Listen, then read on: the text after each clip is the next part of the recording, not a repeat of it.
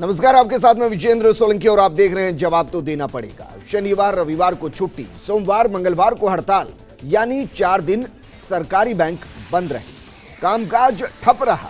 10 लाख कर्मचारी सड़कों पर और 10,000 शाखाओं पर ताले लटके रहे। हर दिन हजारों करोड़ का नुकसान और जमकर घमासान। जी हां, United forum of bank unions की तरफ से बुलाई गई यह हड़ताल कुछ इसी कहानी को बयां करती है। लेकिन हड़ताल पर बहुत से सवाल हैं जिनके जवाब मिलने चाहिए। जैसे क्या सरकार के पास सरकारी उपक्रमों को बेचने के अलावा कोई विकल्प नहीं? क्या सरकार उपक्रम बेचो देश बचाओ की नीति पर काम कर रही है? क्या बैंक कर्मचारियों की हड़ताल सही है जबकि हर दिन 50 से 70 हजार करोड़ का नुकसान हो रहा है? अगर हड़ताल सरकार के फैसले के खिलाफ तो फिर हड़ताल छुट्टी के दिन क्यों नहीं की गई, काम वाले दिन क्यों की गई? हड़ताल से जो नुकसान हुआ है, जो जनता परेशान हुई है, उसकी जिम्मेदारी भला कौन लेगा? और क्या जो सरकार किसानों के 100 दिन से ज्यादा के धरने प्रदर्शन के बाद भी अपने फैसले को बदलने के लिए तैयार नहीं, क्या सिर्फ 2 दिन की हड़ताल उसको फैसले पर सोचने को मजबूर कर देगी? आज बात इसी मुद्दे पर कि क्या एसबीआई का मतलब स्ट्राइक बैंक ऑफ इंडिया हो चला है।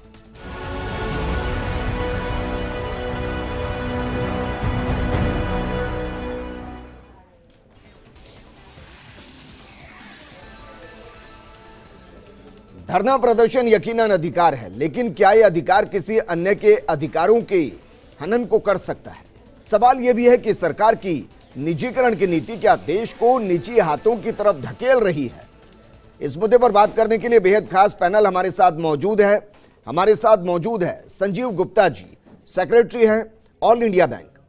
हमारे साथ मौजूद हैं मानसिंह कचवाहा जी, एजीएम हैं एसबीआई बैंक के। और हमारे साथ मौजूद हैं श्याम झा जी, बीजेपी नेता है। श्याम झा जी, आपके साथ में इस चर्चा को शुरू करना चाहूंगा और सबसे पहला सवाल आपसे ही, कितने उपक्रमों को बेचा जाएगा और कितने उपक्रमों को निजी हाथों में पहुंचाया जाएगा? बेचा जाना एक जो शब्द है, इसको हमें संशोधन करना चाहिए। हाँ, ये जरूर हम कह सकते हैं कि जो ऑपरेशन है उसका वो निजी हाथों में जाए और अच्छी सुविधा मिले और लोगों को अच्छे से उसका लाभ मिले। यह एक विषय हो सकता है। किसी भी तरह से तंत्र को सुचारू करना, जो कि पहले से सरकारी कर्मचारियों पर भरोसा नहीं, अधिकारियों पर भरोसा नहीं कि वो बेहतर तरीके से चला सकते हैं उपक्रमों को। सरकारी कर्मचारियों पे भरोसा नहीं, ऐसा नहीं कहा जा सकता। सरकारी कर्मचारियों ऐसा थोड़ी ना कि कोई निजी आदमी आएगा, वो रोबोट होगा, दूसरी दुनिया का होगा, वो भी तो यहीं का इंसान होगा ना। बिल्कुल, यहीं का कहीं ना कहीं त्रुटि है, जहां इस चीज को देखते हुए लगा कि भार को कम किया जा सके और सुविधाओं को बढ़ाया जा सके और जो आम जनता है जिनको लाभ मिलना चाहिए जिस चीज़ का, उसको अच्छे से सुविधा मिले। इसके लिए कहीं ना कहीं निजी हाथों में सौंपा जाना, इसको बेचा जाना नहीं कहा जा सकता जी। निजी हाथों में सरकार को निजी हाथों में सौंपा जा सकता है। देखिए, सरकार बदलती रहती है। सरकार कभी भी कोई सरकारी उपक्रम आप कहें कि ये एक स्थायी है, सरकार भी बदलती ही रहती है। कभी सरकार किसकी होती, कभी किसकी होती है। वो अपना अपना एक नजरिया है, देश की जनता तय करती है कि किसके हाथों में सरकार होनी चाहिए। मैंने ये सवाल इसलिए किया क्योंकि निजी कंपनियों और सरकारी कंपनियों के बीच में एक मूल अंतर होता है। देखिए, जो भार है उसको कम करने के लिए और सुचारू करने के लिए कुछ उपक्रम इस तरह के हैं जो नुकसान में चल रहे हैं, जो पिछली सरकारों की वजह से काफ़ी घाटे में चल रहे थे। और जिस हिसाब से लोन बांटे गए और भाई भतीजावाद की तरह से लोन बांटे गए, कुछ बैंक इतनी खराब स्थिति में पहुंच गए जो बंद होने की कगार पे आ गए। तो उनको कहीं ना कहीं खड़ा रखने के लिए कहीं ना कहीं उसको एकजुट करना पड़ा। कई बैंकों को एक जगह ऐसे मैं आपको गिनाऊं जो प्राइवेट हाथों में देने की जिनको तैयारी की गई और जो भारी मुनाफे में थे, नवरत्न कंपनियों तक को प्राइवेट हाथों में देने की बात की जा रही है। आप क्या बात कर रहे हैं सर? देखिए, आप बात करें, जो भी कंपनी है आज, कोई भी कंपनी आज मान लीजिए आप बोल देते हैं कि सरकारी हाथों में, प्राइवेट हाथों में जा सकती है, लेकिन बेचा जाना ये ठीक नहीं है बोलना। आज मान लीजिए कोई एयरपोर्ट है, उसको अगर कोई भी कंपनी उसमें पैसा लगा करके, सरकार के पास अगर फंड की कमी है, उसको पैसा लगा करके और उसको सुचारू रूप से चलाती है और उसका संचालन अपने हाथों में लेती है, तो उसको बेचा जाना नहीं बोल सकते। वापस मैं आपके पास आऊंगा। मानसिंह कचवाहा जी हमारे साथ है। मानसिंह जी, क्या वाकई में आपको लगता नहीं सर कि 2 वर्किंग डे हड़ताल पर जाना, काम को बाधित करना, हजारों करोड़ का नुकसान होना, आपको ये लगता है सही है?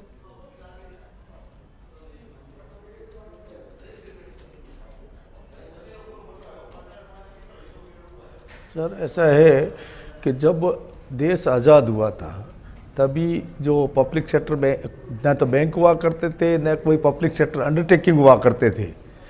जब प्राइवेट बैंकों का कार्य सही ढंग से नहीं हुआ करता था तभी तत्कालीन सरकार ने ये निर्णय लिया था कि जो गरीब तबका है, मजदूर है और समाज के सभी वर्गों को बैंकिंग सुविधाएं मिले।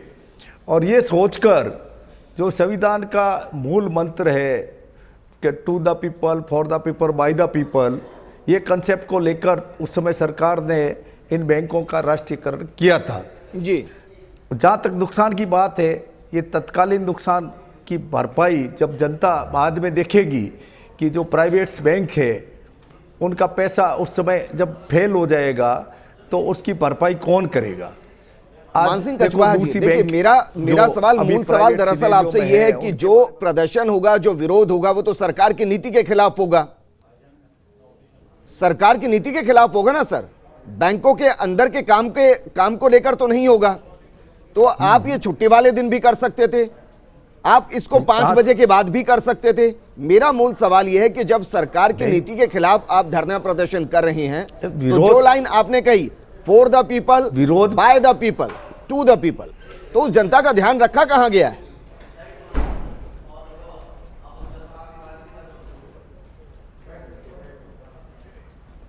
नहीं, जनता के लिए ही है। जनता को अभी ये नहीं लग रहा है कि जब ये प्राइवेट हाथों में जाएगी और बिजनेस हाउसेज में जाएगी जी, तो जनता का आने वाली पीढ़ी को क्या बैंकिंग सुविधाएं कैसे मिल पाएगी और उनका जो जमा पैसा है वो कैसे सुरक्षित रहेगा। जब बैंक ने जो बड़े बड़े ऋण उद्योगपतियों के एनपीए हो गए, उसके लिए बैंक कर्मचारी या ये भारत की जनता जिनके डिपॉजिट रहे, छोटे छोटे लोगों के डिपॉजिट रहे, छोटे स्मॉल डिपॉजिटर की सेफ्टी नहीं हो पाएगी। तो इसलिए ये नुकसान जनता भी समझती है कि अभी ये नुकसान नहीं है, ये लड़ाई जनता की नहीं है, बैंक कर्मचारियों की नहीं है। मुझे इस सवाल का भी जवाब दे दीजिए सर, जो बैंकों का निजीकरण करने की बात की जा रही है, क्या वो इस वक्त मुनाफे में चल रहे हैं? लड़ रहा है, क्या वो मुनाफे में है बैंक इस वक्त?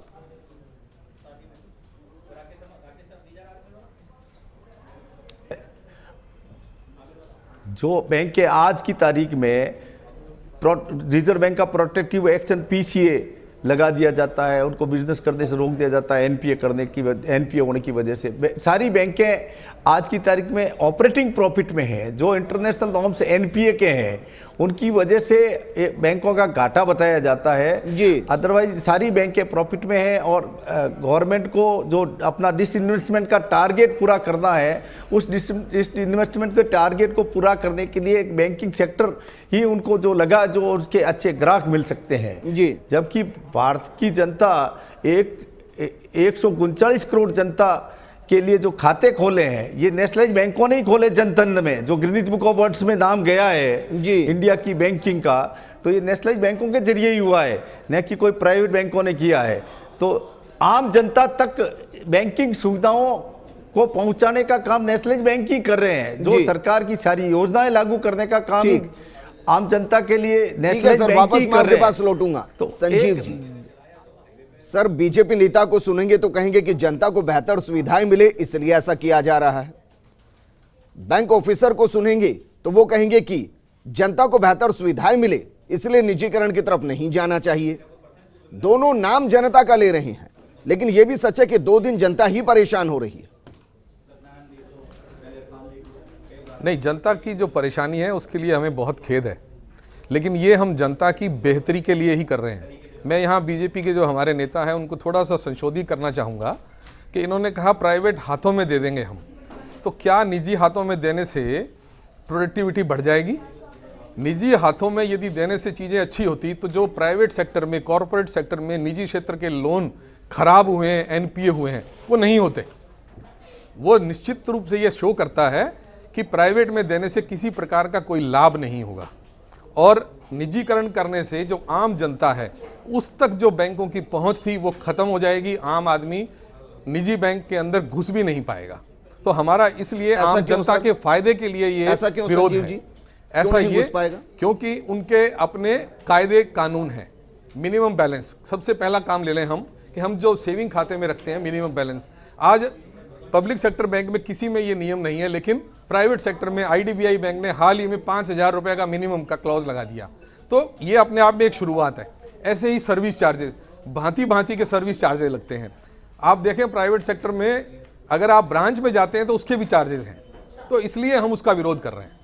क्या सरकारी बैंकों में चार्जेस नहीं होते? सरकारी बैंकों के चार्जेस सारे ट्रांसपेरेंटली पहले बताए जाते हैं, उसके बाद डिप्लॉय होते हैं जी। और आप अगर कंपेयर करेंगे निजी बैंकों से तो वो बहुत बहुत कम है जी।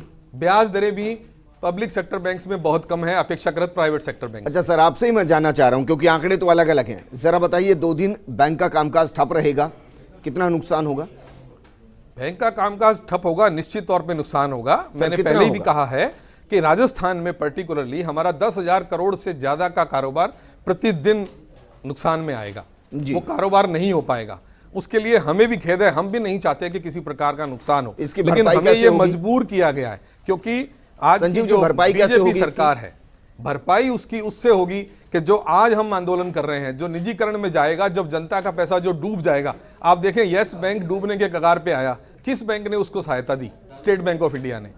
तो वो निजी बैंक को किसने सहारा दिया? पब्लिक सेक्टर बैंक ने। यदि पब्लिक सेक्टर बैंक सक्षम नहीं होता तो यस बैंक को एसबीआई के हाथों में नहीं सौंपा जाता। नहीं, लेकिन ऐसा थोड़ी ना कि एसबीआई का निजीकरण किया जा रहा है। ऐसा कहीं नहीं है, लेकिन निजीकरण शुरुआत है। आप देखें, सवाल किसी बैंक का नहीं है जी, सवाल सार्वजनिक बैंकों के निजीकरण का है। किसी एक बैंक या पर्टिकुलर बैंक के निजीकरण का विषय नहीं। रिप्रेजेंट नहीं करता हूं मैं, सारे बैंक्स को रिप्रेजेंट करता हूं राजस्थान में। तो इसलिए हमारा जो विरोध है वो सार्वजनिक बैंकों को निजीकरण की तरफ ले जाने के अगेंस्ट में है। ठीक है, सूरजभान सिंह जी, आप क्योंकि डिबेट में अभी जुड़े हैं इसलिए मैं आपका स्वागत करता हूं। और सवाल आपसे दरअसल ये है कि आप ये कह रहे हैं कि किसी एक बैंक का सवाल नहीं है, आप ये कह रहे हैं कि सार्वजनिक बैंकों का निजीकरण की तरफ जो एक तरीके से गेट ओपन किया गया उसका विरोध आप कर रहे हैं। सर, क्या वाकई में सार्वजनिक बैंक इतने सक्षम हैं इस वक्त कि वो खुद को भी पाल सके और सरकार को 2 रुपए भी दे सके? देश के सभी सार्वजनिक बैंक सरकार को अच्छा खासा डिविडेंड पे कर रहे हैं और सरकार की जितनी भी लोक कल्याणकारी योजनाएं हैं, आप चाहे जनधन खातों की बात करो, चाहे आप दुर्भाग्य से नोटबंदी की बात करो, या चाहे सरकार के माननीय प्रधानमंत्री जी द्वारा घोषित की गई बीमा योजनाओं की बात करो, इन सबको गांव-गांव, ढाणी-ढाणी तक, सुदूर प्रदेश तक, लेह और लद्दाख तक देश के सार्वजनिक बैंकों के कर्मचारी अधिकारी फलीभूत कर रहे हैं और सफल बना रहे हैं। और देश के सार्वजनिक बैंक सक्षम है। अगर कहीं किसी बैंक में आर्थिक असक्षमता की बात आ रही है तो आप भी भली भांति परिचित है और देश का आम आवाम भी भली भांति परिचित है कि माल्या, नीरव मोदी जैसे कॉरपोरेट्स घराने जिन्होंने सरकारी और राजनीतिक संरक्षण में इन देश के सार्वजनिक बैंकों में जमा गरीब जनता की जमाओं को डकार कर और देश की सीमाओं को, भौगोलिक प्रदेश को पार कर विदेशों में जाके शरण ले ली, तो उस वजह से किसी बैंक पर अगर कोई आर्थिक नफा नुकसान की स्थिति पैदा हुई है तो उसके लिए वो सरकारी ईडी और सरकारी डायरेक्टर जिम्मेदार हैं जो बोर्ड में बैठकर सरकार के इशारे पर बड़े बड़े कॉरपोरेट्स के हजारों करोड़ के लोन पास करते हैं। इसलिए सार्वजनिक बैंक सक्षम है।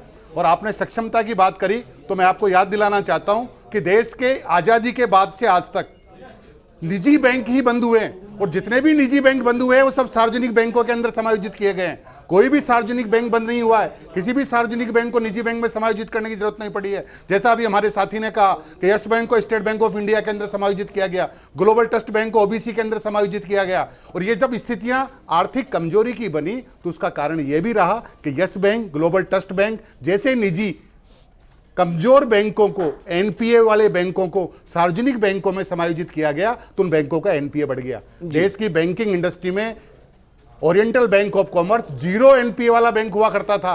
जो ही ग्लोबल ट्रस्ट बैंक को उसमें समायोजित किया गया, और वो एनपीए वाला बैंक हो गया। तो सार्वजनिक बैंक सक्षम है, सार्वजनिक बैंक की उत्पादकता अच्छी है, सार्वजनिक बैंक के कर्मचारियों की सरकार और आम आवाम के प्रति प्रतिबद्धता है, सेवा की भावना है। जहां तक ये व्यावसायीकरण, लाभ कमाने की प्रवृत्ति, ये सर्विस टैक्स लगाने की प्रवृत्ति अगर सार्वजनिक बैंकों में भी आई है तो ये बीमारी निजी बैंकों से ही आई है।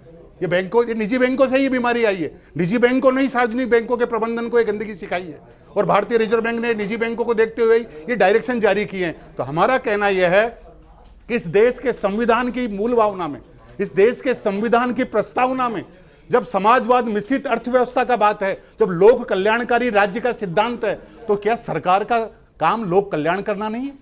क्या वो देश का गरीब, वो मजदूर, वो किसान, वो खेती वाला, वो छोटे थड़ी वाला दुकानदार के आईसीआईसीआई बैंक में जाके ऋण सुविधा का लाभ ले पाएगा? क्या एचडीएफसी उसको सुविधा दे रही है जी? क्या वो सरकार की योजनाओं को जैसलमेर और बाड़मेर के नाचना और भाटी भगत सिंह में लागू करेगा?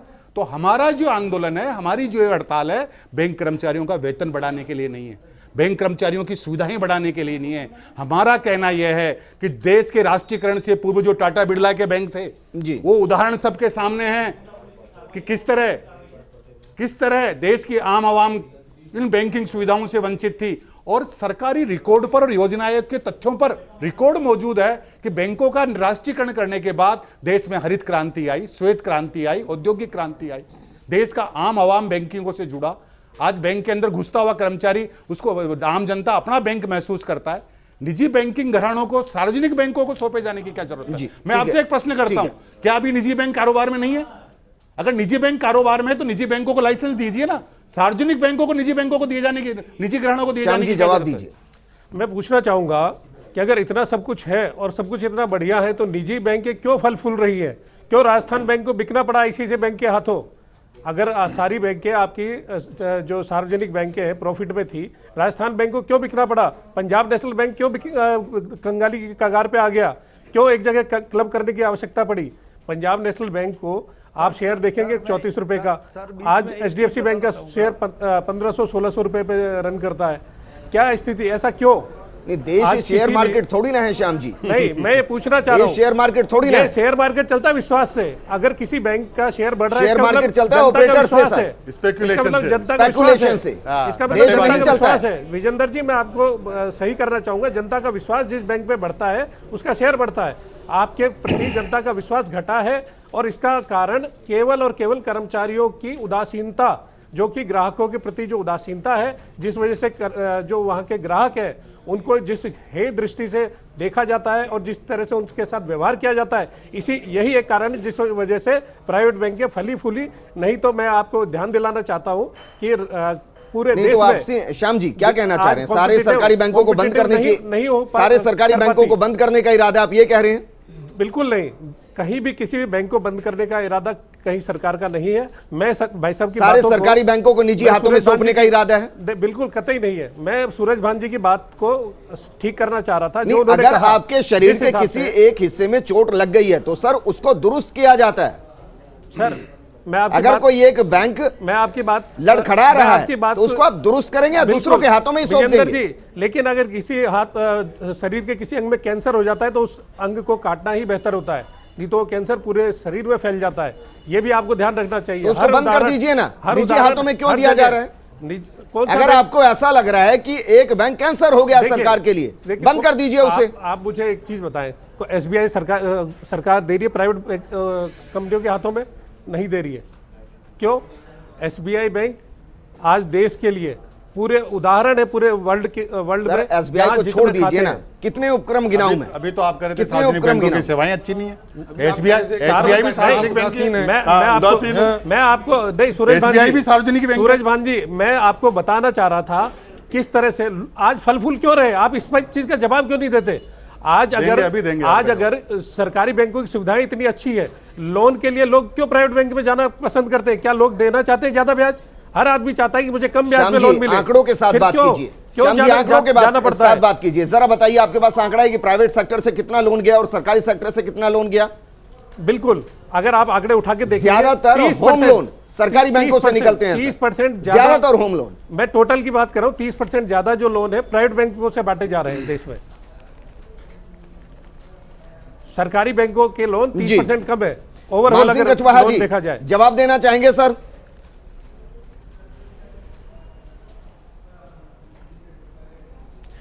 हाँ सर, श्याम जी ने बताया कि बैंक ऑफ राजस्थान की सर्विसेज खराब थी, तो मैं उनको बताना चाहूँगा बैंक ऑफ राजस्थान एक प्राइवेट बैंक हुआ करती थी, ना कि पब्लिक सेक्टर अंडरटेकिंग बैंक हुआ करती थी। पब्लिक सेक्टर अंडरटेकिंग बैंक थी नहीं बैंक ऑफ राजस्थान। जब प्राइवेट बैंक थी और उसकी वर्किंग खराब थी तब किसी ने टेक ओवर किया। आज की तारीख में जब वर्ल्ड में सब प्राइम प्रॉब्लम आई थी जी, अमेरिका के बड़े बड़े बैंक फेल हो गए और सरकार ने बेल आउट कैसे दिया उन बैंकों को? डिपॉजिटर के पैसों से दिया। तो उस समय भारत की पब्लिक सेक्टर बैंक ही एक ऐसी थी बैंकिंग इंडस्ट्री जिसने बैंकिंग क्षेत्र को बचाया, विदेश की अर्थव्यवस्था को बचाया। तो ये प्राइवेट बैंक, वर्ल्ड के बड़े बड़े बैंक उस समय फेल हो गए थे। केवल एक हिंदुस्तान की एक ऐसा बैंकिंग सेक्टर था जो पब्लिक सेक्टर अंडरटेकिंग था, जो इस देश की अर्थव्यवस्था को बचाए रखा था उस मंदी के दौर में। तो जी बिल्कुल, शुक्रिया सर। हमारे पास वक्त की थोड़ी सी कमी है। तमाम मेहमानों का बहुत बहुत शुक्रिया हमारे साथ जुड़ने